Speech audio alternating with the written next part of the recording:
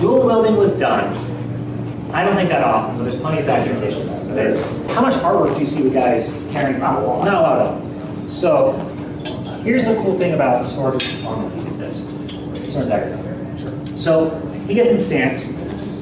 Okay, his dagger can work on all over and not tangle with his blade, right? By the way, just for reference outside of HEMA, Musashi's the same thing, having a shorter weapon and a longer weapon. He doesn't like two hands on a katana. He used two weapons, and shorter weapon, longer weapon. That can't be by accident. That's cross-cultural. So he gets up there.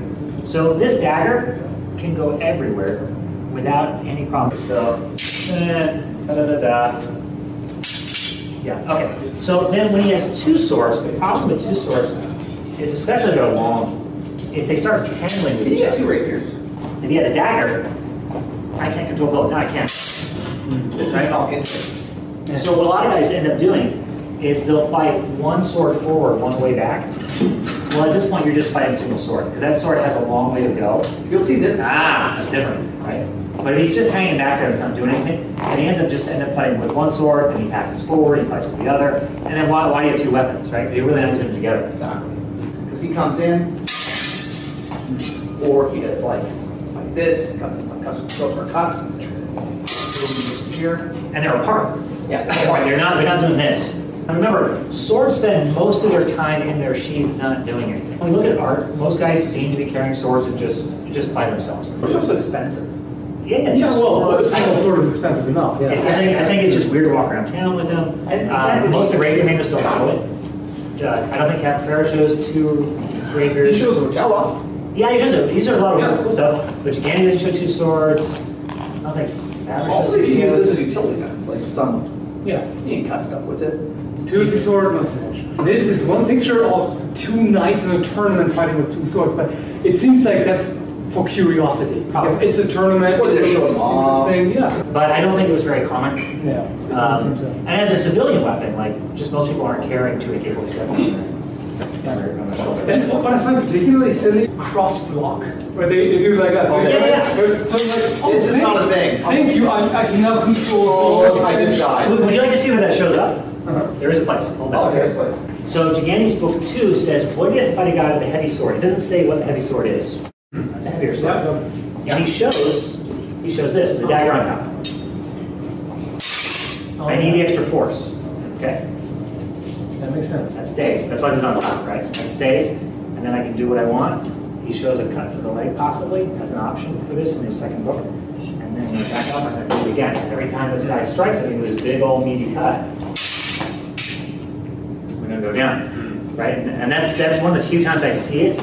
Again, specifically against a blade that you need two hands to stop. Then they also do the cross cut.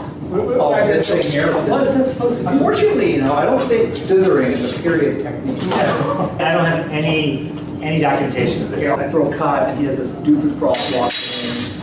Oh, good. Thanks. When Giganni shows a cross, it's specifically to stop a heavier sword with two weapons. Two hands for more strength. This feels weird. I don't know what to do with this. And yeah, exactly. If he throws one cut, all I gotta do is control one sword.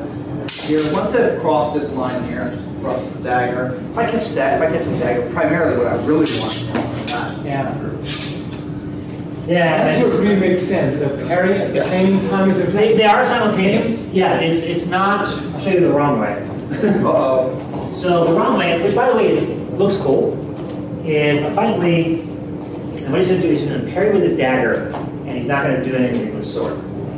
Then he stabs, and I parry. Then he comes somewhere else, and he parries. Then he stabs, and I parry. Oh, it looks really neat.